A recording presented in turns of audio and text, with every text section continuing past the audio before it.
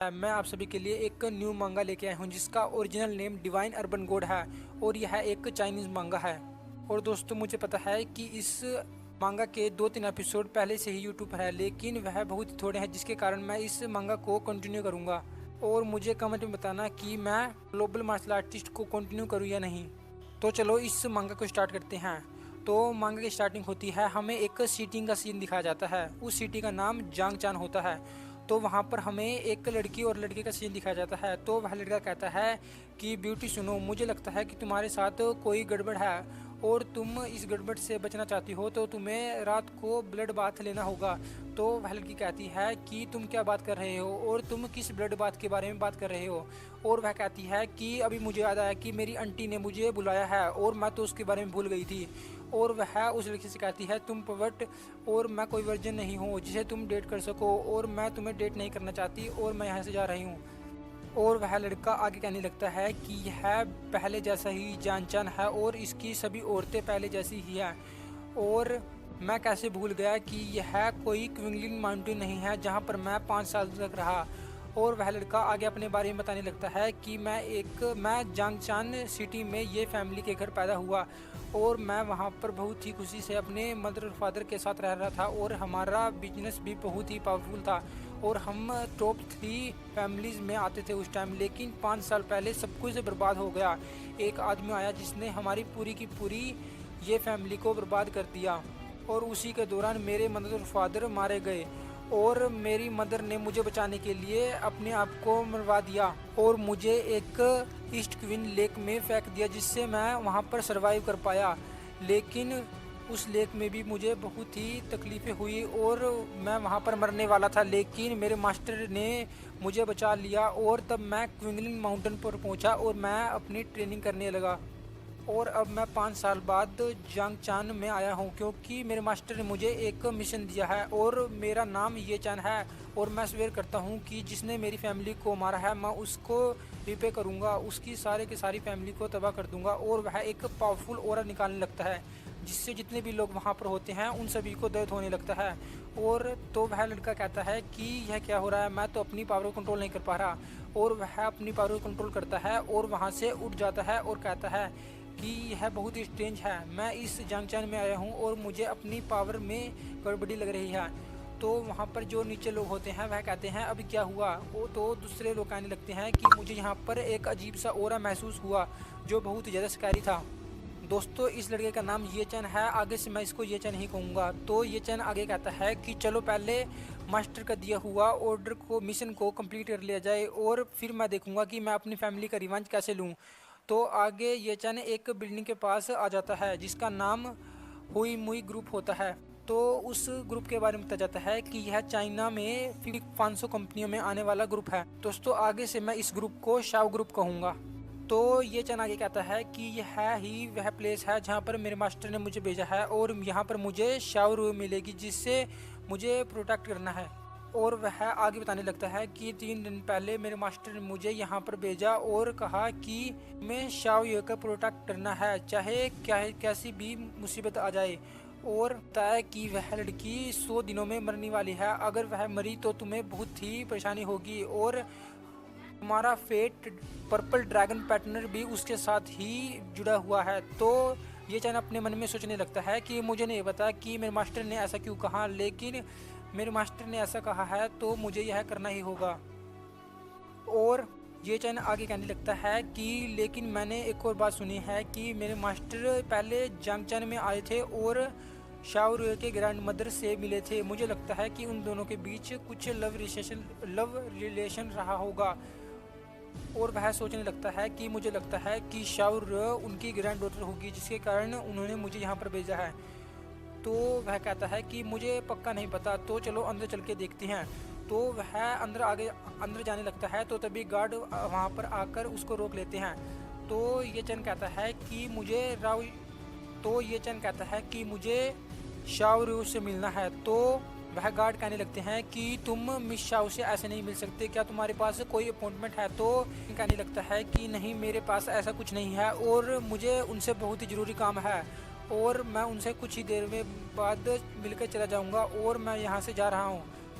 तो वह गार्ड उसको रोक लेते हैं और कहते हैं कि तुम मिस शाह से ऐसे नहीं मिल सकते, और अगर तुमने उनसे मिलने की कोशिश की तो तुम पुलिस के हवाले कर दिए जाओगे, और तुम एक गरीब आदमी लगते हो, और तुम मिस शाह को कैसे जानते हो? मैं पहले उनके पास जाकर पूछता हूँ कि वह तुम्हें जानती है या नहीं, और वह बहुत ही इम्पोर्टेंट पर्सन है जिससे कोई आम लड़का या लड़की नहीं मिल सकती। तो यह सुनकर ये जन कहता है कि तुम्हारा क्या मतलब है, और वह उनकी ओर अपने प्रेशर को रिलीज करता है, जिससे वह दोनों नीचे गिर जाते हैं और कहते हैं कि यहाँ पर क्या हुआ। तो उनमें से एक आदमी अपने मन में सोचने लगता है कि मुझे नहीं पता, मुझे लगा कि मैं यहीं पर मारा जाऊँगा। तो ये चैन आगे जाते हुए कहता है कि आगे से तुम किससे बात कर रहे हो यह देखकर बात करना, और वरना तुम मारे जाओगे, और तुम मुझसे बात करने के लिए क्वालिफाई नहीं हो। तो जिसे देखकर वहाँ के लोग हैरान होते हैं और कहते हैं कि यहाँ पर क्या हो रहा है। तो ये चैन एक कुर्सी पर जाकर बैठ जाता है और कहता है कि तुम अपने मैनेजर को यहाँ पर बुला लो। तो वहाँ पर कुछ और सिक्योरिटी गार्ड आने लगते हैं, और तभी उनका हेड आता है और कहता है कि जेंटलमैन, मैं यहाँ कर सिक्योरिटी डिपार्टमेंट का हेड हूँ, और मैं चाहता हूँ कि तुम इतने ज़्यादा परेशानी मत करो और हमारे साथ कोऑपरेट करो, वरना हमें अपने हथियारों का यूज़ करना होगा और तुम्हें यहाँ से भगाना होगा। तो ये चैन कहता है कि मैंने तुम्हें पहले ही कह दिया है कि मैं यहाँ पर शाहरुख से मिलने आया हूँ, और अगर तुम मुझसे उससे मिलने नहीं दोगे तो मैं तुम सभी को बहुत ही ज़्यादा सबक सिखा दूंगा। तो ये चैन आगे कहता है कि मैं तुम्हें दोबारा कह रहा हूँ कि मैं यहाँ पर सिर्फ शाह से मिलने आया हूँ, अगर तुमने कुछ और करने की कोशिश की तो तुम्हारे लिए बहुत ही बुरा होगा। तो ये सुनकर वह सिक्योरिटी हेड गुस्सा हो जाता है और कहता है कि मुझे इस आदमी से बहुत ही टेरिफिंग ऑरा महसूस हो रहा है, और मुझे लग रहा है कि अगर मैं इससे और ज़्यादा ऐसी ही बात करता रहा तो मैं मारा जाऊंगा, और इसके नज़र में हम किसी चींटियों के समान लग रहे हैं। है सिक्योरिटी हेड आगे कहने लगता है कि सर प्लीज़ हमें माफ़ कर दीजिए, मिस साया यहाँ पर नहीं है, और अगर आप चाहें तो आप अपनी कॉन्टैक्ट इन्फॉर्मेशन यहाँ हमें बता सकते हैं, जब वह आएगी हम उनको बता देंगे। तो ये चैन कहता है कि क्या वह यहाँ पर नहीं है, तो फिर मैं यहाँ पर क्या कर रहा हूँ। तो वह हेड सिक्योरिटी गार्ड सोचता है कि ठीक है, यह यहाँ से जा रहा है। तो वह हेड सिक्योरिटी गार्ड कहता है कि हाँ वह यहाँ पर नहीं है। तो ये चैन कहता है चलो ठीक है, फिर मैं यहाँ पर उसका इंतज़ार करता हूँ और मेरे पास और भी कोई काम नहीं है। तो जिसे सुनकर वह सिक्योरिटी गार्ड हैरान हो जाता है और कहता है कि आप ऐसा नहीं कर सकते। तो ये चैन कहता है कि तुम्हें चिंता करने की ज़रूरत नहीं है, जब तक मिस शाह यहाँ पर नहीं आती तब तक मैं यहीं पर रहूँगा। तो वह सिक्योरिटी गार्ड कहता है कि मैं इतनी डेंजरस पर्सन को यहाँ पर कैसे रख सकता हूँ, और अगर मैंने इसको यहाँ पर ज़्यादा देर रहने दिया तो मेरी जॉब भी चल सकती है, तो अब मैं क्या करूँ। तो वह कहता है कि सर अब बहुत ज़्यादा हो गया, और वह अपने गार्ड से कह देता है कि जल्दी जल्दी इसको बाहर फेंक दो। तो तभी किसी की रोकने की आवाज़ आती है और कहती है कि तुम यहीं पर रुक जाओ। तो वहाँ पर एक लड़की आ जाती है। तो वह लड़की आके कहती है कि मैं इसके बारे में देखती हूँ कि यहाँ पर क्या करना है। तो कुछ लोग बातें करने लग जाते हैं कि यह सुंदर लड़की कौन है, क्या तुम इसके बारे में जानते हो। तो दूसरा आदमी कहता है कि हाँ मैं इसके बारे में जानता हूँ, यह डायरेक्टर सुन है, और यह छाया ग्रुप की एक डायरेक्टर है। और वह आदमी आगे बताने लगता है कि यह बहुत ही ब्यूटीफुल और शाओ ग्रुप के लिए एक इम्पोर्टेंट पर्सन है, और सीईओ शाओ के बाद यह सबसे इम्पोर्टेंट पर्सन है। तो जिसे सुनकर वह दूसरा आदमी कहता है ऐसा क्या, यह तो बहुत ही कूल है और यह बहुत ही ब्यूटीफुल है। तो वह सिक्योरिटी गार्ड कहता है कि डायरेक्टर सुन यहाँ पर बहुत ज़्यादा डेंजरस है। तो डायरेक्टर सुन कहते हैं कि तुम साइड में हो जाओ, मैं इनसे बात करती हूँ। तो वह चैनिए के पास आ जाती है और कहती है कि मेरा नाम शून्य है और मैं आपके लिए क्या कर सकती हूँ, प्लीज़ मुझे बताइए।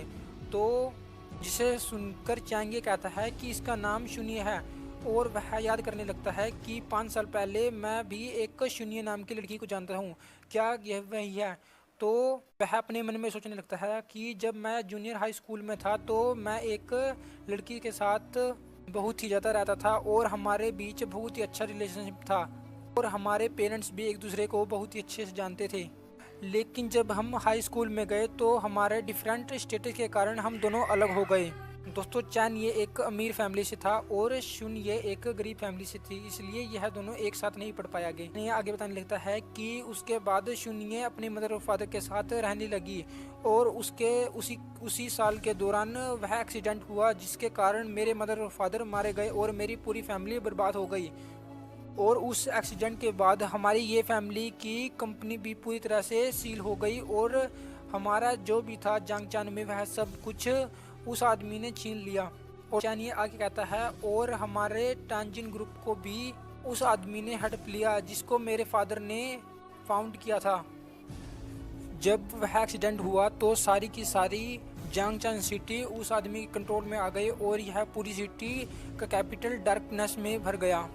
लेकिन शून्य वह लड़की थी जिसने मेरी फैमिली को सपोर्ट किया और अपने फादर से कहकर मेरी फैमिली को प्रोटेक्ट करती रही, लेकिन वह भी हमारी फैमिली को ज़्यादा देर प्रोटेक्ट नहीं कर पाई और जिसके बाद हमारी फैमिली पूरी तरह से बर्बाद हो गई और मैं अब तक उस लड़की को समझ नहीं पाया। और ये चैन आगे कहता है कि मुझे नहीं पता कि वह अभी भी कैसी होगी और मैं नहीं जानता कि मैं एक वुमन को कभी अंडरस्टैंड कर पाऊँगा या नहीं, और मुझे नहीं लगा था कि मैं आज दोबारा से इससे यहाँ पर मिल जाऊँगा।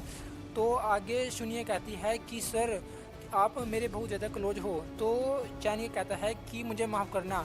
तो शून्य कहते हैं कि सर ऐसा कुछ नहीं है और मुझे लगता है कि आप अपने ख्यालों में खो गए थे। तो चानिए कहता है कि मुझे माफ़ करना, मुझे लगा कि मैं तो चानिए कहता है कि मुझे लगा कि तुम मेरे किसी ओल्ड फ्रेंड की तरह लग रही हो जिसे मैंने खो दिया था। तो जिसे सुनकर चाहे सुनिए कहती है कि ओल्ड फ्रेंड, मुझे लगता है कि आप उस ओल्ड फ्रेंड से बहुत ही अच्छी तरह से। तो शून्य कहती है कि मुझे लगता है कि आपका और उस ओल्ड फ्रेंड का रिलेशनशिप बहुत ही अच्छा होगा। तो शून्य कहती है कि चलो फिर अगर आप उस लड़की से शाओ रू से मिलना चाहते हो तो आप यहाँ पर वेट कर सकते हो, लेकिन आप यहाँ पर ट्रबल मत करना और मैं यहाँ से जाना चाहती हूँ। तो चानी अपने मन में सोचता है कि शून्य बहुत ही ज़्यादा बदल गई इन पिछले सालों में और उनके चेस्ट का साइज भी बहुत ज़्यादा इंक्रीज़ हो गया है, जिसे देखकर वह शर्माने लगता है और कहता है कि चलो पहले शाओरू की बात को साइड में रखते हैं। तो आगे हमें शून्य का सीन दिखाया जाता है। शून्य अपनी गाड़ी में बैठकर जाने वाली होती है, तो वह अपनी गाड़ी में बैठ जाती है। तो वह पीछे देखती है कि चानिए वहाँ पर बैठा होता है।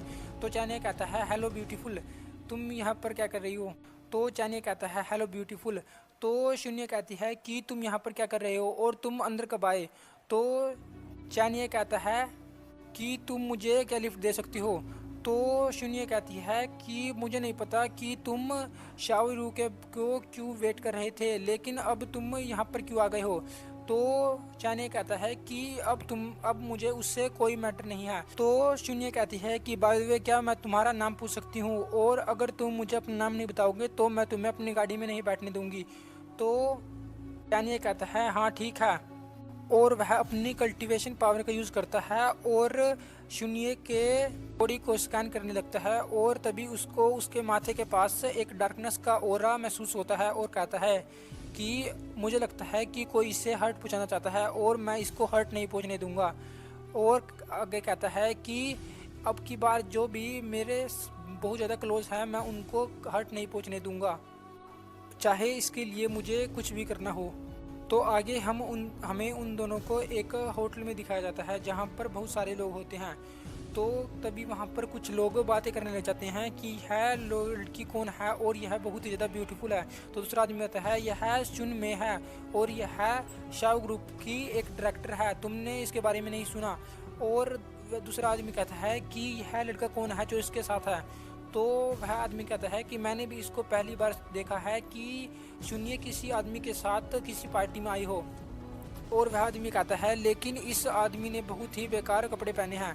तो शून्य कहती है कि चांगिए तुम यहाँ पर बैठ सकते हो। तो चांगिए कहता है ऐसी इसमें कोई दिक्कत नहीं है।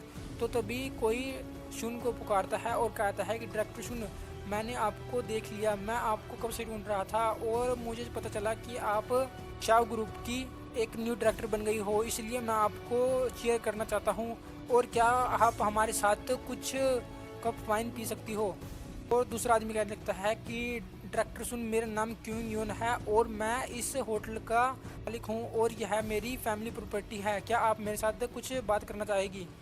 तो तीसरा आदमी कहता है कि आप मेरे साथ बात करना चाहेगी। तो शून्य कहती है कि ठीक है, लेकिन मैं एक अच्छी ड्रिंकर नहीं हूँ, इसलिए मैं ज़्यादा ड्रिंक नहीं कर सकती। तो वह सभी अपनी ड्रिंक को आगे करने लगते हैं। तो तभी चैन ये अपना हाथ आगे बढ़ाता है और कहता है कि चलो फिर मैं तो इसके बदले तुमसे ड्रिंक करता हूँ। तो यह बात सुनकर वह गुस्सा हो जाते हैं और कहते हैं कि तुम आदमी, तुम यहाँ पर क्या कर रहे हो और तुम्हारा नाम क्या है और तुम किस कंपनी से हो। तो जिसे सुनकर चैंग ये गुस्सा हो जाता है। तो तभी शुनिया आगे आ जाती है और कहती है कि तुम्हें ऐसे बात करने की कोई ज़रूरत नहीं है। और वह उस वाइन को ले लेती है और कहती है कि चलो फिर मैं थोड़ी सी ड्रिंक कर ही लेती हूँ, लेकिन मुझे ब्लेम मत करना कि अगर मैं बहुत ज़्यादा ड्रिंक हो गई। तो जिसे सुनकर वह तीनों उसके पीछे लट्टू हो जाते हैं और कहते हैं कि मिस सुन, आप तो बहुत ही ब्यूटीफुल है।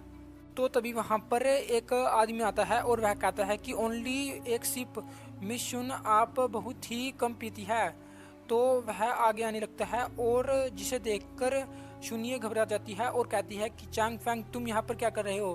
तो एक आदमी बताने लगता है कि चैंग फैंग चैंग फैमिली का सेकंड यंग मास्टर है। दूसरा आदमी कहता है कि लेकिन शुनिए इतनी परेशान क्यों लग रही है, क्या चैन फैंग के साथ उसका कोई प्रॉब्लम है। तो दूसरा आदमी बताता है कि मुझे याद है कि पिछली पार्टी में शुनिए ने अपनी वाइन को उसकी फेस के ऊपर गिर दिया था, जिसके कारण चैनिए बहुत ही ज़्यादा गुस्सा हो गया था और इस बार वह इसका बदला लेने के लिए चैन शुनिए के पास आया है। तो इसी के साथ हमारा एपिसोड यहीं पर ख़त्म होता है। आपने डिवाइन अर्बन गोड के पिछले एपिसोड में देखा चांग ये शुनिए के पास आ गया था और कहा था कि पिछली बार तो तुम मुझे ऐसे ही छोड़ गई थी, लेकिन इस बार तुम मुझे ऐसे गुड बाय नहीं कह सकती और तुम्हें यह पूरी की पूरी बोतल पीनी होगी और तभी मैं तुम्हें माफ़ करूँगा, अदरवाइज़ मैं तुम्हें बहुत ही बुरी सज़ा दूंगा। और यह समझने की कोशिश मत करना कि यह कोई रिक्वेस्ट है, यह एक ऑर्डर है। तो शुनिए कहती है कि मिस्टर चान, मैं एक अच्छी ड्रिंकर नहीं हूँ, इसलिए मैं ज़्यादा ड्रिंक नहीं कर सकती और मैं इसको ज़्यादा हैंडल नहीं कर सकती।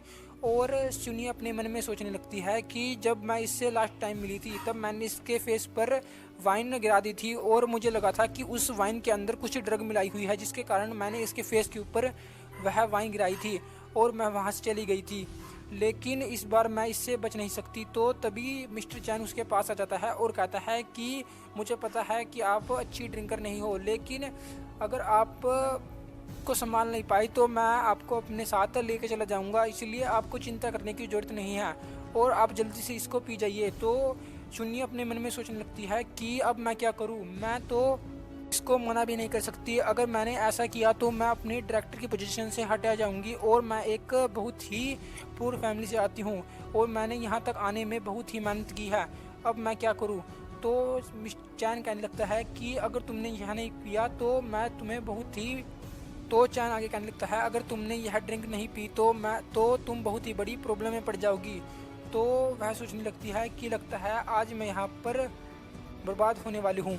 तो तभी चैन ये उस बोतल को ले लेता है और कहता है कि तुम ऐसा क्यों कर रहे हो। और तो तभी चैन ये उस बोतल को ले लेता है, तो जिसे देखकर चैन गुस्सा हो जाता है और कहता है कि तुम क्या कर रहे हो। तो तभी चैन ये उसके माथे पर वह बोतल मार देता है और कहता है कि तुम इसको ऐसे मत छेड़ो। तो चैन ये कहता है कि मुझे बहुत ही ज़्यादा दर्द हो रहा है और तुम कौन हो जिसने मुझे मारने की कोशिश की, और मेरे फादर एक बहुत ही पावरफुल बिजनेसमैन है, वह तुम्हें बहुत ही बुरी तरह से मारेंगे। तो चैन ये कहता है कि तुम्हें एक लड़की को ज़्यादा ड्रिंक करने के लिए फोर्स नहीं करना चाहिए, वरना तुम बहुत ही मुसीबत में पड़ सकते हो। तो जिसे देखकर वहाँ पर जितने भी लोग होते हैं वह सभी घबरा जाते हैं और कहते हैं कि यह कौन है जो यंग मास्टर चैन से इस तरह बात कर रहा है। और यंग मास्टर चैन की फैमिली जांग चान में बहुत ही बड़ी है। और तो दूसरा एक आदमी कहने लगता है कि लेकिन सबसे इम्पोर्टेंट बात तो यह है कि चांग फैमिली एक एंसेट मार्शल आर्टिस्ट की फैमिली है और उसकी फैमिली में बहुत सारे एंसेट मार्शल आर्टिस्ट हैं। तो आगे शुनिया का सीन दिखा जाता है, वह अपने मन में सोचती है कि मैंने इस लड़की को भी अपने झंझट में फंसा लिया। तो वह चैनिए के पास जाने लगती है और कहती है कि मुझे माफ़ करना, मैं इतनी अच्छी ड्रिंकर नहीं हूँ और मैं ज़्यादा वाइन नहीं पी सकती और यह मेरा एक फ्रेंड है, प्लीज़ इसे जाने दो। तो चैनिए उसको मारने लगता है और कहता है कि तुम्हें इसके अंजाम बहुत ही बुरा होगा और वह उसे मारने ही वाला होता है। लेकिन तभी चैनिये उसके अंडों पर मारता है जिससे उसके अंडे फूट जाते हैं। तो वह चैनिये कहने लगता है कि तुमने यह क्या किया और तुम ऐसा क्यों कर रहे हो मेरे साथ, क्या तुम मरना चाहते हो, और मेरी फैमिली एक एंशिएंट मार्शल आर्टिस्ट की फैमिली है। तो चैनिये उसके सिर को पकड़ता है और कहता है कि मुझे लगता है कि आज तुम मरना चाहते हो, और चैनिये उसके माथे को ज़मीन पर मारने लगता है और कहता है कि चलो देखते हैं कि आज कौन मरने वाला है। तो तभी कोई चैनिये को रोकता है। तो आगे वहाँ पर हमें चैन फैमिली के हेड का सीन दिखा जाता है। तो वह कहते हैं कि उसको जाने दो, और वह चैनिये के पास आने लगते हैं और कहते हैं कि उसको जाने दो। तो कुछ लोग बात करने लग जाते हैं कि यह चैन फैमिली के हेड हैं और यह चैनिये के फादर हैं। तो दूसरा आदमी कहता है मुझे नहीं पता कि अब इस लड़के के साथ क्या होने वाला है। तो वह सभी लोग चैनिये के सामने आ जाते हैं और तभी वहाँ पर हमें एक ओल्ड मैन को दिखाया जाता है। तो कुछ लोग बातें करने लग जाते हैं कि मैंने सुना है कि यह एक ग्रेट एंशिएंट मार्शल आर्टिस्ट है जो बहुत ही पावरफुल है। तो जिसे देखकर शून्य कहती है कि चैनिये के फादर इतनी जल्दी यहाँ पर कैसे आ गए। तो चैनिये कहने लगता है कि डैड मुझे मुझे हेल्प करो। तो चैनिये अपने डैड से हेल्प मांगने लगता है। तो शून्य अपने मन में सोचती है कि अब मैं किस तरह चैनिये को बचाऊंगी। तो आगे चैनिये का सीन दिखा जाता है। चैनिये को भी महसूस हो जाता है कि यहाँ पर कोई पावरफुल आदमी है। जब चैनिये उस ओल्ड मैन की तरफ देखता है तो कहता है कि यह कोई एंशिएंट मार्शल आर्टिस्ट लग रहा है। तो तभी चैन अपने डैड के पास आ जाता है और कहता है कि डैड इस आदमी को मार दो, इसने मेरे। तो चैन अपने डैड के पास जाता है और कहता है कि डैड इस आदमी को मार दो। तो उसके डैड कहता है कि तुम्हें चिंता करने की ज़रूरत नहीं है और तुम पीछे हो जाओ। तो चैन कहता है कि ठीक है डैड। तो चैन ये का डैड कहने लगता है कि ओल्ड मैन आपको क्या लगता है कि यह आदमी कैसा है। तो वह ओल्ड मैन कहने लगता है कि यह भी एक मार्शल आर्टिस्ट है, लेकिन इसकी एज देखकर मुझे नहीं लगता कि यह एक मास्टर रिनम का मार्शल आर्टिस्ट होगा। तो चैनिया कहता है कि इसके अलावा कुछ और बात कर सकते हो। तो चैनिया के कहने लगता है क्या तुम्हें मुझसे फाइट करना है। तो चैनिया के फादर कहने लगते हैं कि तुम्हें क्या लगता है कि तुम ओल्ड मैन से जीत सकते हो, और यह एक एंशिएंट मार्शल आर्टिस्ट कल्टिवेटर है। और वह उस ओल्ड मैन से कहने लगता है कि अगर आपने मुझे इसका दिल दे दिया तो मैं आपको बहुत सारे इनाम दूंगा। तो जिसे सुनकर वह ओल्ड मैन कहता है ठीक है, और वह चैनिया के पास आने लगता है और कहता है कि यंग मैन, मुझे नहीं पता कि तुम इतनी यंग एज में एक मास्टर रिलम पर कैसे पहुंच गए, लेकिन बहुत ही बुरी बात है कि तुम यहाँ पर मारे जाने वाले हो। तो चैनिया कहता है कि तुम अपने बारे में सोचो। तो वह ओल्ड मैन कहता है कि तुमने आज गलत आदमियों से पंगा ले लिया है। और वह ओल्ड मैन चैनिये पर अटैक करने के लिए आगे आने लगता है, और वह चैनिये के कंधे पर हाथ रखता है और कहता है कि जल्दी जल्दी माफ़ी मांग लो, अगर तुमने माफ़ी मांग ली तो मैं तुम्हें माफ़ कर सकता हूँ। तो जिसे देखकर शून्य कहती है कि इस ओल्ड मैन की पावर बहुत ज़्यादा है, मुझे पता भी नहीं चला कि यह ओल्ड मैन चैनिये के पास कब पहुँच गया। तो चैनिये कहता है कि माफ़ी वो तो तुम मांगने वाले हो, और वह उसके सिर को पकड़ लेता है और कहता है कि मुझे नहीं लगता कि आज तुम यहाँ पर जिंदा रहने वाले हो, और अपने फ्यूनरल का तैयार कर लो। और चैनिया आगे कहता है कि मुझे नहीं लगता कि तुम यहाँ पर जिंदा रहने वाले हो, और अपने कॉफिन की तैयारी कर लो। तो जिसे सुनकर वह ओल्ड मैन गुस्सा हो जाता है और अपनी पावर को इकट्ठा करके चैंगे पर अटैक कर देता है और कहता है कि अब तुम हेल में जाओ।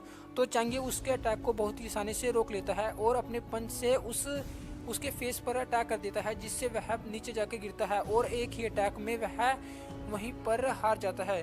तो चैंगे कहता है कि तुम ओल्ड मैन, तुमने मुझ पर स्नीक अटैक करने की कोशिश की, जिसे देखकर वहाँ पर जितने भी लोग होते हैं वह सभी हैरान हो जाते हैं। तो चैंगे आगे कह रहा है कि आगे कौन लड़ना चाहता है। तो वह सभी लोग कहते हैं कि यह आदमी बहुत ही पावरफुल है। तो चैन और चैन के फादर कहने लगते हैं कि अब हम क्या करें, वह ओल्ड मास्टर तो मारा जा चुका है, अब हम क्या करें। तो वह ओल्ड मास्टर कहने लगता है कि तुम कौन हो और तुमने मुझे इतनी आसानी से कैसे हरा दिया। तो चैनिया अपने ओरे को बाहर निकालता है और कहता है कि तुम इसको जानने के लिए तो चैनिया अपने ओरे को बाहर निकालने लगता है और कहता है कि तुम इसको जानने के लिए डिजर्व। और चैनिया अपने ओरे को बाहर निकालने लगता है और कहता है कि तुम इसको डिजर्व नहीं करते और तुम ऐसे ही मारे जाने चाहते हो, और उसके ओरे से ही उस ओल्ड मैन के इंटरनल ऑर्गन्स बर्बाद हो जाते हैं। तो जिसे देखकर वह सभी लोग कहने लगते हैं कि यह क्या हो रहा है, हम कुछ भी सुन नहीं पा रहे और हमारे कान बहुत ही ज़्यादा दर्द कर रहे हैं, मुझे लग रहा है कि हम यहीं पर मारे जाएंगे। तो चानिये के फादर के पास आ जाता है और कहता है कि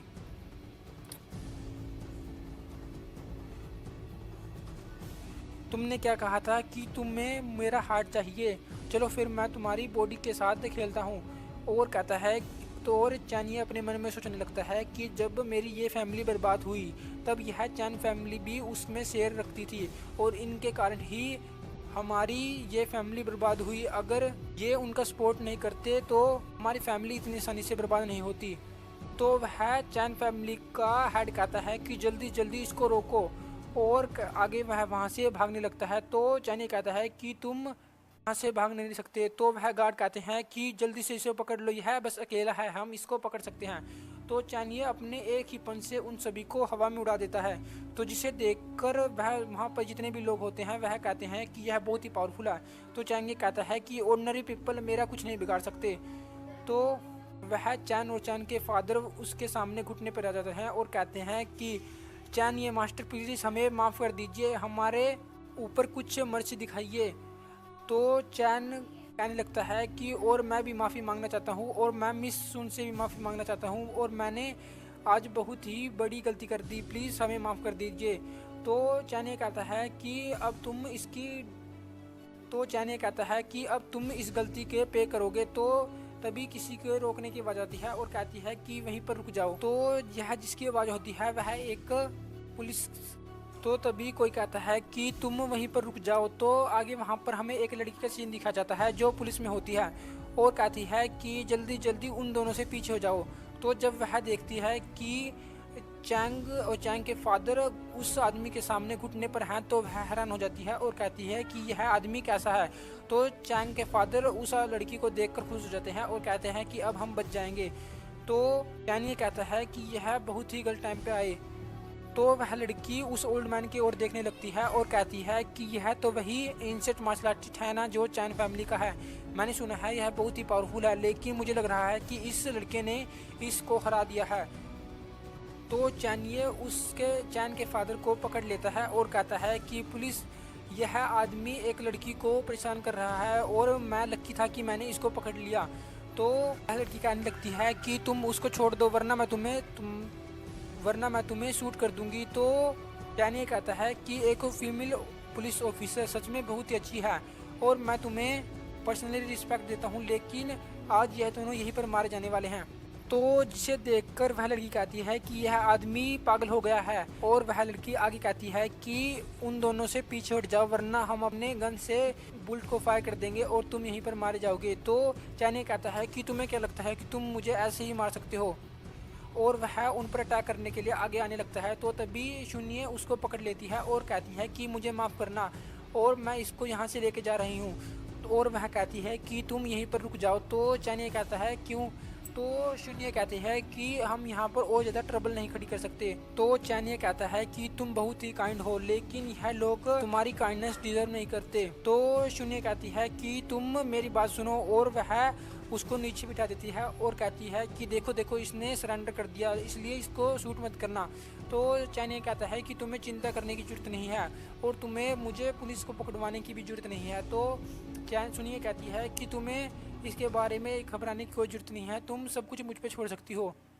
और वह कहती है कि हम दोनों पुलिस स्टेशन जाएंगे और स्टेटमेंट लिखवा देंगे तो अब सब कुछ ठीक हो जाएगा और हम कहेंगे कि हम सिर्फ डिफेंड कर रहे थे। तो चानिये कहता है इससे कोई प्रॉब्लम नहीं है जब तक तुम मेरे साथ हो। तो चानिये आगे कहता है। तो इसी के साथ हमारा ये एपिसोड यहीं पर ख़त्म होता है। Thank you for watching. जैसा कि आपने डिवाइन अर्बन गॉड के पिछले एपिसोड में देखा था, चानिये को पुलिस ने पकड़ लिया था और शून्य ने कहा था कि तुम चिंता मत करो, मैं तुम्हें इनसे बचा लूँगी। तो इस एपिसोड की स्टार्टिंग होती है, हमें पुलिस स्टेशन का सीन दिखाया जाता है। तो हमें उस फीमेल ऑफिसर को दिखाया जाता है जिसके पास से एक पुलिसमैन आता है और वह कहता है कैप्टन, मैंने वह सीसीटीवी कैमरे की फुटेज देख ली लेकिन उसमें बहुत सी क्लिप मिसिंग है और मुझे लगता है कि किसी ने उस क्लिप में से किसी चीज़ को डिलीट किया है और उसमें सिर्फ यही दिखाया जा रहा है कि ये चैन ने अपने सेल्फ डिफेंस के लिए उस पर अटैक किया है। तो जिसे सुनकर वह फीमेल ऑफिसर कहती है ऐसा कैसे हो सकता है कि कोई उस वीडियो को इतनी जल्दी डिलीट कर सके।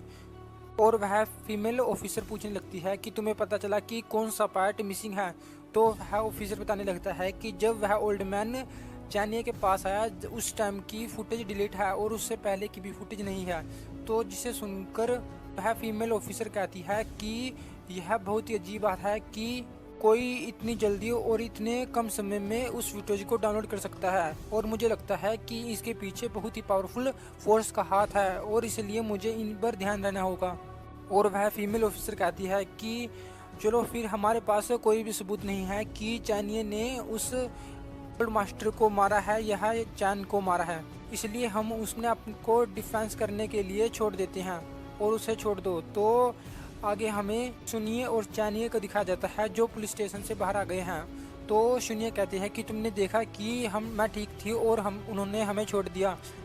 और सुनिए आगे कहने लगती है कि चलो फिर घर चलते हैं और फिर मैं शावर लूँगी और आज का दिन बहुत ही बुरा था।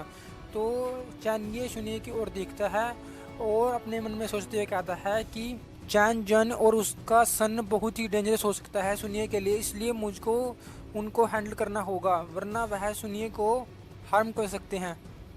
तो सुनिए जब चैनिया को देखती है तो वह अपने मन में सोचने लगती है कि जब भी मैं चैनिया को देखती हूँ तो मुझे उसके अंदर से एक डेंजरस ऑरा महसूस होता है। तो चैनिया है कि सुनिए तुम मुझे ऐसे क्यों घूर रही हो। तो सुनिए कहती है कब मैंने तुम्हें कब घूरा। तो सुनिए कहती है कि मैंने तुम्हें कब घूरा। और सुनिए घबरा कर कहती है कि मैं तो तुमसे घर चलने के लिए कह रही थी। तो चैनिया कहता है कि मैं अभी जंगियान में आया हूँ ले और मेरे पास कोई भी घर नहीं है जहाँ पर मैं सो सकूँ, आज तो मुझे पार्क में ही सोना होगा। तो जिसे सुनकर सुनिए कहती है कि ऐसा है क्या। तो वह चैनिया से कहती है कि तुम एक दिन मेरे घर पर रह सकते हो और मेरे पास एक स्पेयर रूम भी है। और वह कहने लगती है लेकिन मेरा घर इतना बड़ा नहीं है, फिर भी हम दोनों वहाँ पर अच्छी तरह रह सकते हैं। तो चैनिया उसके पास आने लगता है और कहता है कि तुम्हें डर नहीं लगता कि मैं तुम्हारे साथ कुछ गंदी हरकत करूँगा। और आगे चैनिया कहता है कि यह बात भी हो सकती है कि मैंने तुम्हें आज बचाया है इसलिए तुम अपनी बॉडी से मुझे रीपे करना चाहती हो। जिसे सुनकर सुनिए गुस्सा हो जाती है और कहती है कि तुम कैसी बकवास कर रहे हो। तो चैनिया कहता है चलो ठीक है तुम्हारे घर चलते हैं। तो हाँ आगे हमें उस फीमेल ऑफिसर का सीन दिखाया जाता है। वह कहती है कि इस लड़के ने उस सीसीटीवी कैमरे की फुटेज को डिलीट कर दिया और चैन फैमिली के बॉडीगार्ड को अकेले ही हरा दिया। मुझे लगता है कि इसके पीछे बहुत ही पावरफुल हॉर्स है और यह लड़का भी बहुत ही पावरफुल लग रहा है। और वह अपने मन में सोचने लगती है कि यह केस मेरे लिए बहुत ही मुश्किल हो सकता है, इसलिए मुझे किसी को ढूंढना होगा जो मेरी मदद कर सके। और वह फ़ोन मिलाती है और कहती है कि ब्रदर मुझे एक मिशन मिला है, इसलिए मैं चाहती हूँ कि आप उसमें मेरी मदद कीजिए और मैं आपके पास एक वीडियो भेज रही हूँ और मुझे बताइए कि वह कैसी है। तो आगे हमें उस फ़ोन की कॉल का सीन दिखाया जाता है कि वह कहाँ पर है। हमें एक पहाड़ का सीन दिखाया जाता है जिसके आसपास एक घर होता है, उसके अंदर ही वह आदमी होता है जिसके पास वह कॉल आई होती है। वह कहता है कि लिटिल सिस्टर मैं तुम्हारे इस बिजनेस से बहुत ही परेशान हो गया हूँ और हमारा फैमिली बिजनेस बहुत ही पावरफुल है, लेकिन फिर भी तुम उस छोटी सी जगह पे जाकर अपनी पुलिस की जॉब कर रही हो। मैं चाहता हूँ कि तुम यहाँ पर आ जाओ और मैं कब तक तुम्हारे इन छोटे मोटे क्राइम केस को सुलझाने में मदद करूँगा। और मैं ड्रैगन स्पीड कमांड का एक कमांडर हूँ, लेकिन फिर भी तुम मुझे ऐसे छोटे मोटे केसों को सुलझाने के लिए लगा देती हो।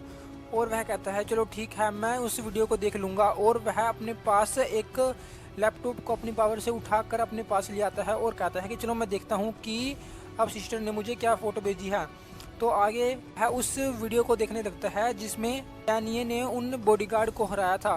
तो वह उस वीडियो को देखकर कहता है कि इस वीडियो में तो ऐसा लग रहा है कि यह बॉडीगार्ड मिलकर इस बच्चे को तंग करने वाले हैं। और कहता है यह तो बहुत ही बुरी बात है। तो जब वह उस पूरी वीडियो को देखता है तो वह कहता है कि यह बच्चा तो कोई एंशियंट मार्शल आर्टिस्ट लग रहा है।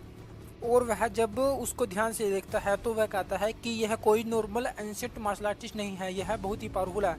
और वह अपनी सिस्टर को फ़ोन करता है और कहता है कि मुझे इस यंग मैन के बारे में और ज़्यादा इन्फॉर्मेशन चाहिए। तो आगे सीन बदलता है और हमें सुनिए के अपार्टमेंट का सीन दिखा जाता है जहाँ पर सुनिए रहती है। तो वहाँ शून्य कहती है कि मैं नहा कर आ गई हूँ और तुम अब जा सकते हो नहाने के लिए। तो आगे चैनिये भी नहाने लगता है और अपने मन में सोचने लगता है कि 5 साल पहले जब मैं मास्टर द्वारा बचाया गया था, मुझे नहीं पता कि वह मेरे लिए ब्लेसिंग थी या मेरे लिए क्रश। लेकिन जब से मैं मास्टर द्वारा बचाया गया हूँ तब से मैं बहुत ही बुरी तरह से अपनी ज़िंदगी को जी रहा हूँ और मुझे वह पहले दिन की बात अभी भी याद है और वह मुझे हर रात सपने में आकर डराती है। और वह बताने लगता है कि जब वह अपने मास्टर से पहली बार मिला था तो उसके मास्टर ने उसको एक टाइगर के पिंजरे में फेंक दिया था जो लगभग 3 दिन से भूखा था और मैं आखिरकार उस टाइगर को हरा पाया और जिंदा बच पाया। और कुछ देर के बाद उसने मुझे कल्टीवेशन करने के लिए एक जंगल में छोड़ दिया जिसमें मुझे बहुत ही कठिनाई हुई। उसमें मैं मरने ही वाला था लेकिन मैं किसी तरह वहां से बच गया। और जब भी मैं इस तरह के कोई सी मिशन पे गया तब मैं पूरे मरने ही वाला था लेकिन मैं क्रिटिकल टाइम पे आके बच गया। और जो चीज़ अब तक मुझे जिंदा रख रही है वह मेरा एंडलेस गुस्सा है जो मुझे उन लोगों ने दिया है और जब तक मैं उन लोगों को नहीं मार देता तब तक मैं नहीं मर सकता। और वह अपने बॉडी से एक पावरफुल ब्लैक पर्पल कलर की एनर्जी निकालने लगता है और कहता है कि मैं तुम्हें मार दूंगा। तो आगे सीन हमें शून्य का सीन दिखाया जाता है। शून्य कुछ वाटरमेलन को काट रही होती है और कहती है कि हमारे पास तो कुछ ज़्यादा कपड़े नहीं हैं और ये चैन ने भी अपने पास कोई कपड़े नहीं रखे तो वह क्या पहनेगा। और वह याद करने लगती है कि जब वह नहा रही थी तो उसने अपने कपड़े कहाँ पर रखे हैं। तो वह याद करती है कि उसने तो वहीं पर कपड़े रख दिए और वह सोचने लगती है कि मैंने तो अपने अंडरवेयर भी नहीं छुपाए। मुझे लगता है कि चैन ये उनको ढूंढ लेगा और वह बाथरूम की ओर भागने लगती है और कहती है कि मुझे उसके देखने से पहले उन चीज़ों को छुपाना होगा। तो वह बाथरूम के पास आकर दरवाजे खोल देती है और कहती है कि चैन ये मुझे बाथरूम में कुछ काम है, क्या तुम थोड़ी देर के लिए बाहर आ सकते हो। तो चैन ये बाहर आ जाता है और कहता है कि तुम्हें क्या काम है। तो जिसे देखकर शून्य माने लगती है और तभी जो चैनी ने अपने ऊपर टॉवल रखा था वह भी उतर जाता है जिसे देखकर शून्य और घबराहट जाती है और वहाँ से भागने लगती है और कहती है कि मुझे माफ़ करना, मैंने कुछ नहीं देखा और मैं तुम्हारा एडवांटेज नहीं लेना चाहती थी। और वह यह कहकर रूम में जाकर रूम को बंद कर लेती है और वह अपने बेड पर पड़ जाती है और कहती है कि मैंने कुछ नहीं देखा, मैंने कुछ नहीं देखा। ऐसे करते हुए वह बहुत ही ज़्यादा ब्लश कर रही होती है। तो हमें बाहर चैनी का सीन दिखा जाता है। तो वह कहता है कि मुझे नहीं लगता कि आज रात वह इस रूम से बाहर निकलेगी। और वह कहता है कि मुझे भी कुछ चीज़ों का ध्यान रखना है इसलिए मुझे अब यहाँ से जाना होगा। तो आगे सीन बदलता है और हमें चैन मैंसन का सीन दिखाया जाता है। तो आगे हमें चैन फैमिली के हेड का दिखाया जाता है। वह कहता है कि उस लड़की के कारण हमारे मास्टर बहुत ही बुरी तरह से जख्मी हो गए हैं और वह अब हमें सपोर्ट नहीं कर सकते और यह तुम्हारी वजह से हुआ है। अगर तुम उस लड़के से पंगा नहीं लेते तो हमारे साथ यह कभी नहीं होता। तो चानिया का बेटा कहने लगता है कि डैड मुझे माफ़ कर दो लेकिन मेरी भी गलती नहीं है। उस वूमेन ने मुझे बहुत ही परेशान किया था जिसके कारण मैं उसको सबक सिखाना चाहता था लेकिन वह लड़का वहाँ पर आ गया और उसकी वजह से ही यह सब कुछ हुआ है। तो उसका फादर उसको एक थप्पड़ मार देता है और कहता है कि आज तुम्हारी वजह से चैन फैमिली इतनी बड़ी मुसीबत में है। तो उसका बेटा कहने लगता है कि अगर यहाँ पर ग्रैंडपा होते तो वह कभी भी ऐसा नहीं करते और वह उस लड़के को भी मार देते।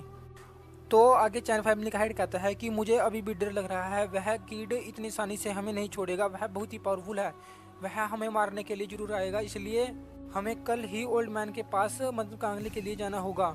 तो उसका बेटा कहने लगता है कि हम ऐसा ही करेंगे और तब वह बच्चा जरूर मारा जाएगा।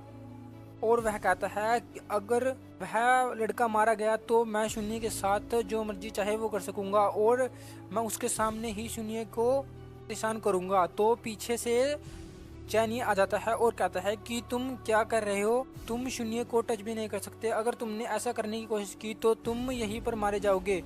और वह वहाँ पर आकर कुर्सी पर बैठ जाता है और कहता है कि मुझे तुमसे कुछ बात करनी है। तो वहाँ पर चैन की फैमिली का हेड ज़मीन पर बैठ जाता है और कहता है कि हमें माफ़ कर दो, हम ऐसा करने के बारे में कुछ नहीं सोच रहे थे। और चैन फैमिली का हेड अपने मन में सोचने लगता है कि यह आदमी हमें यहाँ पर मारने के लिए तो नहीं आया होगा। तो चैन कहता है कि तुम ऐसा मत सोचो कि मैं तुम्हें यहाँ पर मारने के लिए नहीं आया हूँ और मेरे लिए किसी को मारना बहुत ही छोटी बात है। और वह यह कहकर उसके बेटे को मार देता है। और वह आगे कहता है कि मुझे यहाँ पर बहुत ही बेकार लग रहा है और वह हंसने लगता है और कहता है कि तुम बहुत ही घमंडी हो और आज तुम यहीं पर मारा जाना डिजर्व करते हो। तो चाय फैमिली का हेड कहता है कि प्लीज़ हमें माफ़ कर दो और तुमने तो मेरे बेटे को भी मार दिया। तो चाय कहता है कि चलो अब मैं तुम्हें भी यहीं पर मार देता हूँ और तुम्हें एक सीक्रेट की बात बताता हूँ कि 5 साल पहले तुमने जिस ये फैमिली को कपल को मारने में मदद की थी वही आज तुम्हारी मौत का कारण बनेंगे। तो वह चैन फैमिली का हेड कहता है कि ऐसे कैसे हो सकता है, और वह कहता है कि तुम तो वही चैन फैमिली के ट्रैश बेटे होना जो उस रिवर में गिर गया था। और वह कहता है कि यह तो बिल्कुल इम्पॉसिबल है, तुम तो वहीं पर मारे जाने चाहिए थे। तो चैन ये कहता है कि अब तो तुम मरने वाले हो और मैं तुम्हें एक और सीक्रेट बताता हूँ कि अब मैं कोई मार्शल आर्टिस्ट या एंशिएंट मार्शल आर्टिस्ट नहीं बल्कि मैं एक कल्टीवेटर हूँ। तो नेक्स्ट एपिसोड में देखेंगे कि एंशिएंट मार्शल आर्टिस्ट और कल्टीवेटर में क्या डिफरेंस होता है। जैसा कि आपने पिछले एपिसोड में देखा, चानिये ने चैन फैमिली के हेड और उसके बेटे को मार दिया था।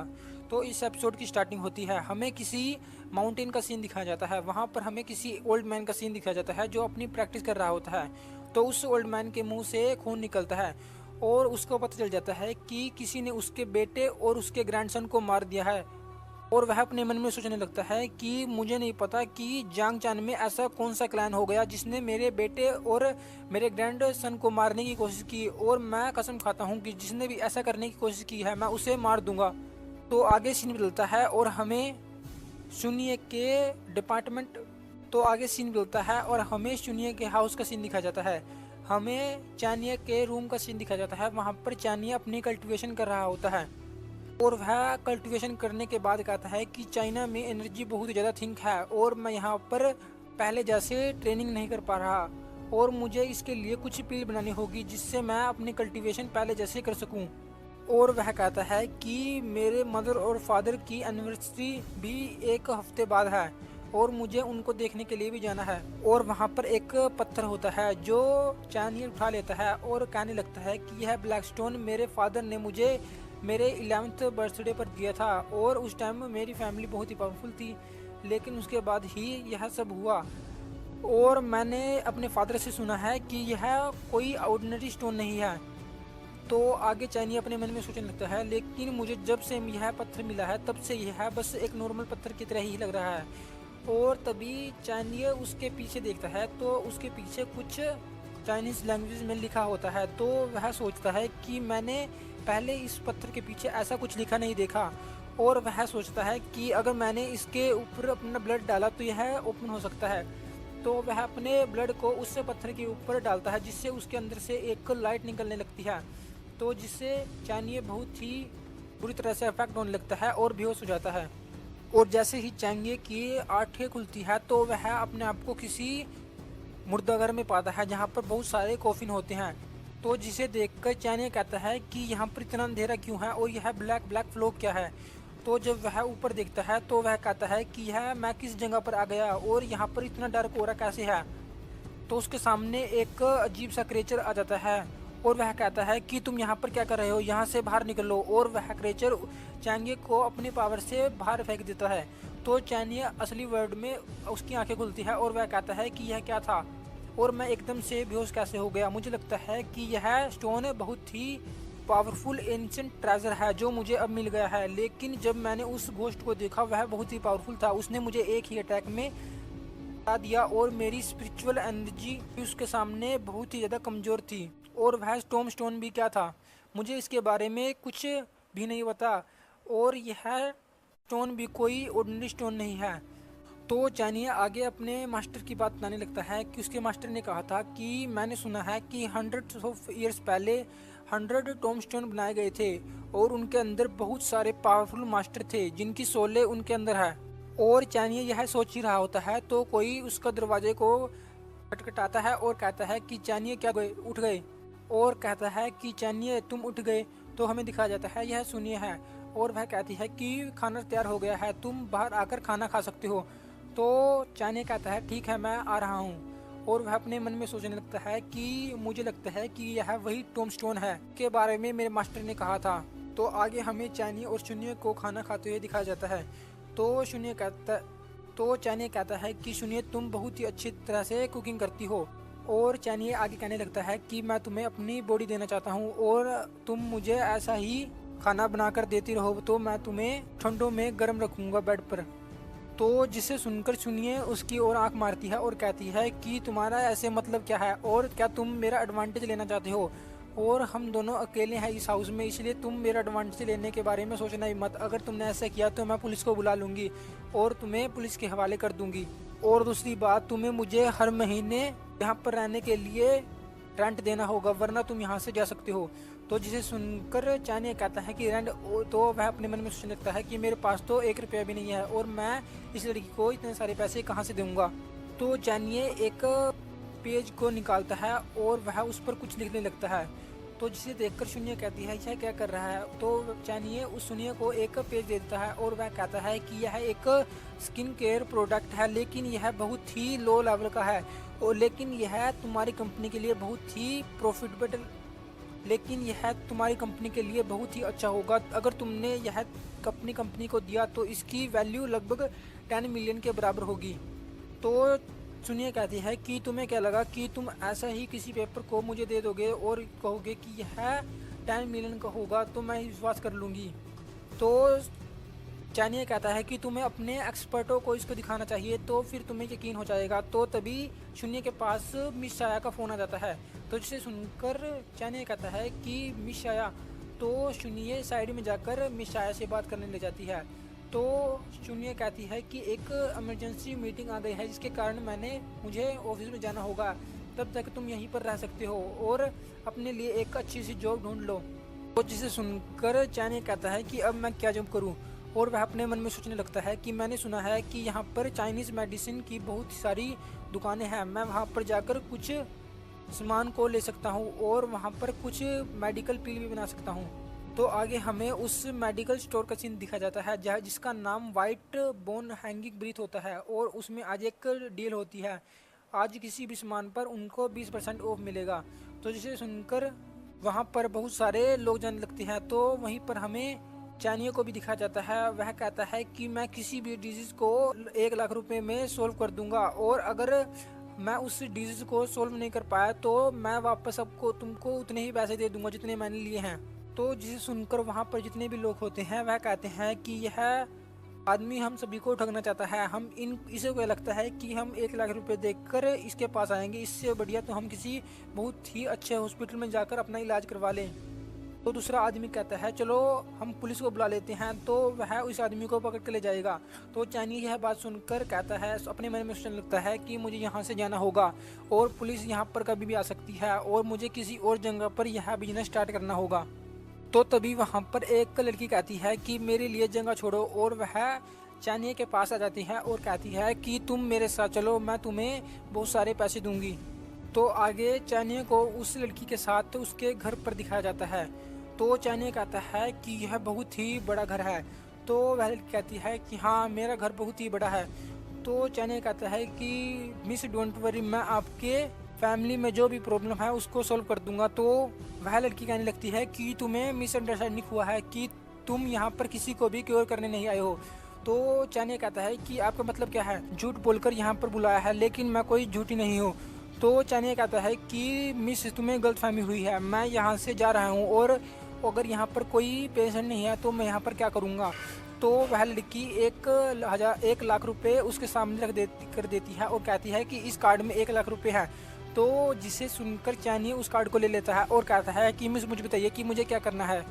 तो जिसे देखकर वह लड़की कहती है कि मुझे तुम्हारा यह एटीट्यूड बहुत ही अच्छा लगा, और वह अपने बारे में बताने लगती है कि मैं इस फैमिली की डॉक्टर हूँ और मेरे फादर बहुत ज़्यादा बीमार हैं, और एक बहुत ही अच्छे डॉक्टर ने यह कह दिया है कि अब वह मरने वाले हैं, और मेरी मदर बहुत ही बुरी तरह से, और मेरी मदर को यह बात नहीं पता है, और मैं चाहती हूँ कि तुम मेरे फादर को यहाँ से ले जाओ इलाज करने के बहाने, और जिसके कारण मेरी मदर अपने साथ कुछ भी बुरा ना करे। अगर उसको पता चला कि उसके पति मारा जा चुका है तो वह सुसाइड कर लेगी, और तुम अगर ऐसा करते हो तो मैं तुम्हें बहुत सारे पैसे दूंगी।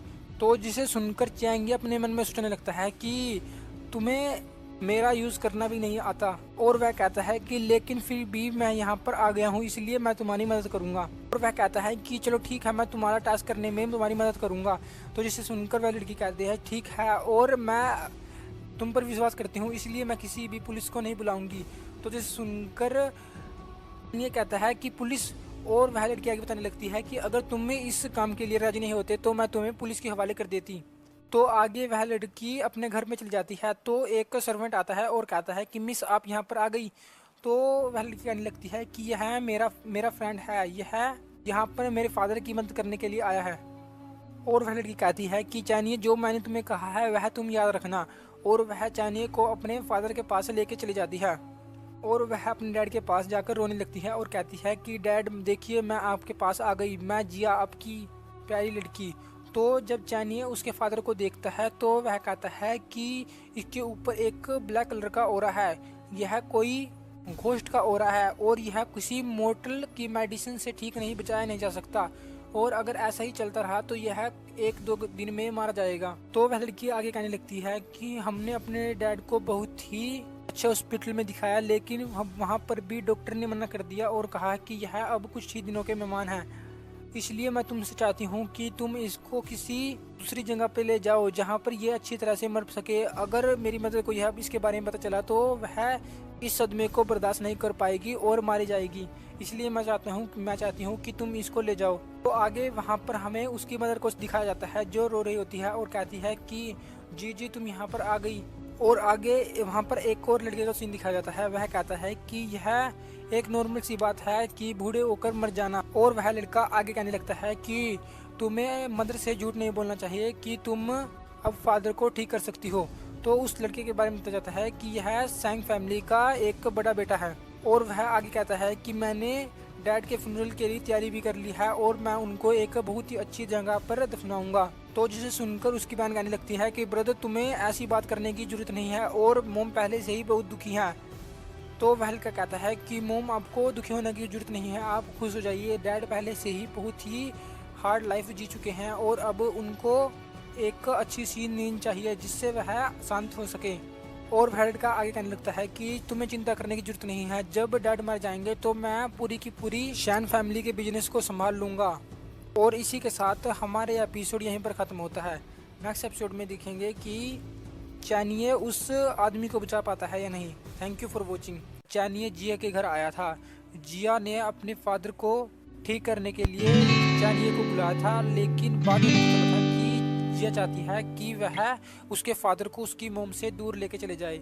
तो इस एपिसोड की स्टार्टिंग वहीं से होती है। हमें चाइनीज को दिखाया जाता है, चाइनीज अपने मन में सोचते हुए कहता है यह चैन फैमिली का लड़का अपने फादर को मरा हुआ देखना चाहता है और जिसके कारण चैन फैमिली की प्रॉपर्टी 3 हिस्सों में बांट जाएगी और इसके बाद इसकी मदर भी मर जाएगी, जिससे यह अकेला ही चैन फैमिली की प्रॉपर्टी को अपना बना लेगा। यह बहुत ही होशियार बनने की कोशिश कर रहा है। तो आगे हमें जिया का सीन दिखाया जाता है। तो जिया कहती है कि चैन तुम्हें ऐसा नहीं करना चाहिए, तुम डैड के बारे में ऐसा कैसे सोच सकते हो, और तुम तो एक एनिमल से भी बदतर हो गए हो और तुम तो अपने ही फादर को मारा हुआ देखना चाहते हो। तो जिसे सुनकर चैन गुस्सा हो जाता है और कहता है कि तुमने मुझे एनिमल कहने की हिम्मत कैसे की, अगर तुमने यह एक और बार कहा तो मैं तुम्हें मार दूंगा। और वह जिया को मारने के लिए आगे आने लगता है। तो जिया के सामने चैन आ जाता है और उस चैन को एक मुक्का मार देता है और वह कहता है कि अभी तुम मरे नहीं हो। तो जिसे देखकर चैन की मोम डर जाती है और कहती है कि तुम इसके साथ क्या कर रहे हो। तो वह डॉक्टर भी कहने लगता है कि तुम कौन हो और तुम इस जेंटलमैन के साथ क्या कर रहे हो, यह चैन फैमिली का एक जंगलोड है, तुम इसके साथ ऐसे ट्रीट नहीं कर सकते। तो चैन कहता है अगर तुम मुझे 10 मिलियन दो तो मैं इस पेशेंट को सेव कर सकता हूँ।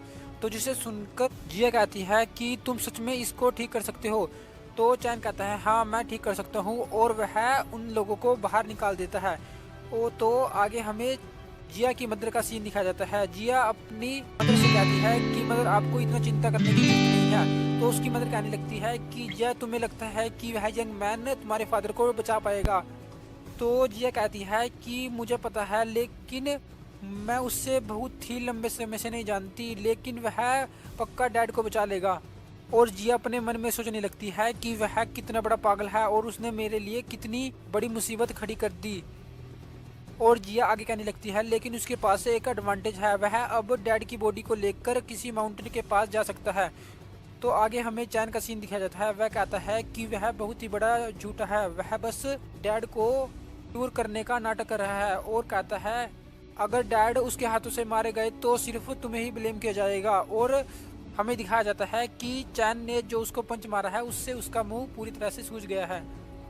तो आगे हमें सीन रूम का दिखाया जाता है। हमें वहाँ पर चैन को दिखाया जाता है। चैन कहता है कि तुम सच में बहुत ही लकी हो कि तुम आज मुझसे मिल गए। और वह अपनी टेक्निक को यूज़ करने लगता है और कहता है कि मेरे मास्टर ने मुझे कल्टीवेशन के साथ साथ मेडिकल की भी बहुत ज़्यादा जानकारी दी है। और वह अपनी एक टेक्निक को यूज़ करने लगता है जिसका नाम heaven and earth spirit and mountain होता है, जिससे वहाँ पर एक यांग यंग फॉर्मेशन बनने लगती है। और वह उससे उस ओल्ड मैन की वो ब्लैक कलर के स्मोक को बाहर निकालने लगता है। तो वह कहता है कि इससे मैं इस आदमी के सारे मेरिडियन को पहले जैसा कर दूंगा। और वह इसी तरह उस ओल्ड मैन की बॉडी से सभी का सभी ब्लैक स्मोक निकाल देता है और उसके अंदर से एक अजीब सा क्रिएचर निकलता है जिसे वह अपने हाथ से खत्म कर देता है। तो वह ओल्ड मैन नीचे जाके गिर जाता है। तो चैनी अपने मन में सोचने लगता है कि मुझे लगा नहीं था कि अगर मैं इसको बचाऊंगा तो मेरे इतना ज़्यादा टाइम लग जाएगा और मेरी इतनी ज़्यादा ताकत लग जाएगी। तो चैनी कहता है कि मुझे अपनी और ज़्यादा प्रैक्टिस करनी होगी। और चैनी उस रूम से बाहर आ जाता है और कहने लगता है कि अब वह कुछ ही देर में होश में आ जाएगा, जिसे सुनकर जिया हैरान होती है और कहती है कि तुमने क्या कहा। तो जिया की मदर कहने लगती है कि तुमने सच कहा कि अब वह जल्दी से जल्दी होश में आ जाएंगे। तो चैनी कहता है कि तुम उनको देख सकते हो। तो जिया की मदर उसके सामने एक कार्ड करने लगती है और कहती है कि इसके अंदर वह सभी पैसे हैं जो तुमने मांगे थे। तो पीछे से चैन उस कार्ड को ले लेता है और कहता है कि पहले हम अपने डैड को देख तो ले कि वह ठीक हुए हैं नहीं, हम इसको कैसे इतने सारे पैसे दे सकते हैं। तो चैनी उसकी उंगली को पकड़ लेता है और कहता है कि किड, यह 10 मिलियन अब मेरी फीस है। अगर तुम्हारे फादर मर जाएं या बच भी जाए इससे मुझे कोई फर्क नहीं पड़ता। अगर तुमने मेरी फीस लेने की कोशिश की तो मैं तुम्हें बहुत ही पूरी तरह से मारूंगा। और वह उसको नीचे गिरा देता है। तो वह चैन कहता है कि मुझे छोड़ दो, मुझे बहुत ज़्यादा दर्द हो रहा है। तो चैन ये कहता है कि चलो फिर मैं इस कार्ड को लेकर जा रहा हूँ और मुझे 3 दिन बाद बुला लेना, तब मैं उसको एक मेडिसिन दूंगा जिससे वह ठीक हो जाएगा। तो आगे वह डॉक्टर चैन के पास आने लगता है और कहता है कि यंग मास्टर आप ठीक हो। तो यंग मास्टर चैन कहने लगता है कि यह बास्टर्ड बहुत ही कमीना है। तो वह यंग मास्टर कहने लगता है यह आदमी बहुत ज़्यादा कमीना है, जब मैं पुलिस को बुलाकर इसको पुलिस के हवाले कर दूंगा। तो वह डॉक्टर कहने लगता है कि यंग मास्टर आपको चिंता करने की जरूरत नहीं है, मैं पुलिस को बुला लूँगा और वह इस आदमी को पकड़ लेंगी। तो आगे जिया एकदम से डैड कहती है। तो जिसे सुनकर चैंग ये और वह डॉक्टर हैरान हो जाता है। तो चैंग कहता है कि यह कैसे हो सकता है, यह तो अभी बहुत ही बुरी तरह से बीमार थे लेकिन अब यह खड़े कैसे हो गए। तो आगे हमें चैन फैमिली के हेड का सीन दिखाया जाता है। वह कहते हैं कि वह डॉक्टर कहाँ पर गए। तो इसी के साथ सीन बदल जाता है और हमें शून्य का सीन दिखाया जाता है। शून्य अपनी कंपनी में होती है और वह बहुत ज़्यादा परेशान हो रही होती है और वह अपने मन में सोच रही होती है कि चैनिया ने जो मुझे स्क्रिप्ट दी है वह मैं इनको दिखाऊं या नहीं।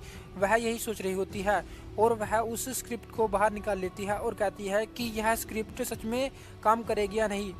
तो तभी उसके पास एक हाथ आने लगता है और उस स्क्रिप्ट को पकड़ लेता है। तो हमें दिखा जाता है वह एक लड़की होती है। वह कहती है कि मुझे देखने लो कि तुम इस किस चीज़ को अपने पास छुपा रही हो। तो जब वह लड़की उस चीज़ को देखती है तो वह कहती है यह तो किसी ब्यूटी प्रोडक्ट की पिल है, सोना वह पेपर मुझे वापस दे दो। तो सोना कहने लगती है कि तुम क्या मजाक कर रही हो, यह तो किसी ट्रेजर की तरह लग रहा है। और वह यह कहकर उस कागज को पाट देती है और कहने लगती है कि मुझे लगता है कि तुम किसी के साथ सोई थी जिसके कारण तुम्हें यह मिला है। जिसे सुनकर शून्य गुस्सा हो जाती है और कहती है कि तुमने ऐसा कहने की कोशिश कैसे की और तुमने यह क्यों पाड़ा। और शून्य उसको एक थप्पड़ मार देती है जिससे वहाँ पर जितने भी लोग होते हैं वह आपस में बातें करने लग जाते हैं। यह दोनों फिर से स्टार्ट हो गई और अब तो यह लड़ने भी लगी हैं और हमें उन दोनों को लड़ते हुए दिखाया जाता है। तो तभी वहाँ पर एक लड़की आती है। वह कहती है कि तुम दोनों रुक जाओ और वह कहने लगती है अगर तुम दोबारा से लड़ी तो मैं तुम्हें बहुत ही बुरी सजा दूंगी। तो हमें उस लड़की के बारे में बताया जाता है, वही शाओ ग्रुप की प्रेसिडेंट होती है। दोस्तों इसी को बचाने के लिए चैनिये यहाँ पर आया था और उसके मास्टर ने इसी लड़की को बचाने के लिए कहा था। तो आगे हमें कुछ देर बाद का सीन दिखा जाता है। तो उनकी मीटिंग स्टार्ट हो जाती है। तो शाया कहती है कि तुम लोगों को पता ही होगा कि आज की मीटिंग किस पर है, और वह बताने लगती है कि हमारे कंपनी के प्रोडक्ट बहुत ही कम सेल हो रहे हैं और हमारी कंपनी की ग्रोथ भी बहुत ज़्यादा डिक्रीज हो रही है, और इसके कारण मैं चाहती हूँ कि हम कोई न्यू प्रोडक्ट बनाएं जिससे हमारी कंपनी की ग्रोथ और ज़्यादा हो, और मैं नहीं चाहती कि हमारी कंपनी दूसरे की कंपनी की तरह पीछे रह जाए। और मेरे फादर ने जब से मुझे यह कंपनी दी है तब से मैं इसको बहुत ही अच्छे से संभाल कर आ रही हूँ, और इसलिए मैं चाहती हूँ कि तुम कुछ न्यू रेसिपी ढूंढो। तो वहाँ पर जितने भी लोग होते हैं वह कहने लगते हैं कि लेकिन प्रेसिडेंट साया, ब्यूटी रेसिपी ढूंढना बहुत ही मुश्किल है, और हमें तो पहले जो ब्यूटी रेसिपी मिली थी वह भी पूरी नहीं है। हमें एंशिएंट मार्शल आर्टिस्ट के लोगों से वह मिली थी, लेकिन अब हम किसी भी एंशिएंट मार्शल आर्टिस्ट के लोगों को नहीं जानते हैं, जिसके कारण हम पर कोई भी न्यू ब्यूटी रेसिपी नहीं है, और हमारे साइंटिस्ट भी मना कर रहे हैं कि हम इसको और ज़्यादा एडवांस नहीं कर सकते। जिसे सुनकर शाया कहती है कि ऐसा नहीं चलेगा और मुझे अपनी कंपनी को बचाने के लिए कुछ भी करना होगा। और साया अपने मन में सोचने लगती है कि अगर मैंने इस कंपनी को नहीं बचाया तो मेरे मदर और फादर मेरी अरेंज मैरिज कर देंगे, और जिसको मैं एक्सेप्ट नहीं कर सकती। इसलिए मुझे अपनी कंपनी को बचाने के लिए कोई न्यू फार्मूला लेके आना ही होगा। और वह उन सभी से कह देती है कि तुम लोग अपने काम में लग जाओ और मुझे कुछ न्यू रेसिपी दो। तो सोना कहने लगती है कि डॉक्टर सुन के पास एक ब्यूटी प्रोडक्ट की कॉपी थी, लेकिन वह अब नहीं रही। तो जिसे सुनकर वहाँ पर एक आदमी होता है, वह कहता है क्या तुम क्या बात कर रही हो। तो वह आदमी खड़ा हो जाता है और प्रेसिडेंट साया से कहने लगता है कि मिस साया, सुनिए के पास जो रेसिपी है क्या मैं वह देख सकता हूँ। और वह आदमी आगे कहने लगता है कि अगर वह रेसिपी अच्छी हुई तो हमारी कंपनी बच सकती है। तो जिसे सुनकर शाया कहती है कि सुनिए, तुम पर जो फॉर्मूला था वह तुम दिखा सकती हो। तो सुनिए खड़ी होती है और कहती है कि वह फॉर्मूला किसी ने मुझको लिख के दिया था, लेकिन अब वह मेरे पास नहीं है। और वह उस कागजों को आगे कर देती है जिसको सुनिए ने पढ़ा है, और कहती है कि मुझे माफ़ करना, और कहने लगती है कि यह बस मेरे एक दोस्त का मजाक था। तो कुछ लोग बातें करने लग जाते हैं कि इतना अच्छा फॉर्मूला एक कागज पर कैसे लिखा हो सकता है। मुझे लगता है कि यह सच में एक मजाक है, और वह जिसने भी लिखा होगा वह कोई अनपढ़ ही होगा। और सुनिए भी अपने मन में सोचने लगती है कि अब मैं इस शाया के सामने इस सुनिए को बेइज्जत कर सकती हूँ। तो तभी वह आदमी कहता है रुक जाइए, और वह कहने लगते हैं कि यह रेसिपी रियल है। जिसे सुनकर सुनिए हैरान हो जाती है और कहती है कि आप क्या बात कर रहे हो। और सोना भी कहती है कि डायरेक्टर, आपको क्या गलतफहमी हो गई है, यह रेसिपी कैसे ओरिजिनल हो सकती है। तो वह डायरेक्टर कहने लगता है कि मुझे पता है, मैंने इस फील्ड में बहुत ज़्यादा काम किया है और मुझे पक्का लगता है कि यह फॉर्मूला पूरा 100% करेक्ट है, और इस फॉर्मूले से हम जो ब्यूटी प्रोडक्ट बनाएंगे वह हमारे ब्यूटी प्रोडक्ट से 10 गुना ज़्यादा इफेक्टिव होगा और हमारी ग्रोथ बहुत ज़्यादा इंक्रीज हो जाएगी। तो भी शायद भी कह देती है कि चलो फिर इसी फॉर्मूले से हम अपनी न्यू ब्यूटी प्रोडक्ट को लॉन्च कर देते हैं। तो मिशाया आगे सोना को बुलाती है, तो सोना कहती है यस मैम। तो मिशाया कहने लगती है कि मुझे पता चला है कि यह रेसिपी तुमने ही पाड़ी थी, और तुमको पता है कि यह रेसिपी हमारे कंपनी के लिए कितनी इम्पोर्टेंट है, और तुमने इसकी क्या हालत कर दी। और मिशाया कहती है कि सोना, अब तुम कोई भी डायरेक्टर नहीं रही, अब तुम सिर्फ एक असिस्टेंट बन गई हो। और इसी के साथ हमारा यह एपिसोड यहीं पर ख़त्म होता है। तो यह एपिसोड यहीं पर ख़त्म होता है। Thank you for watching.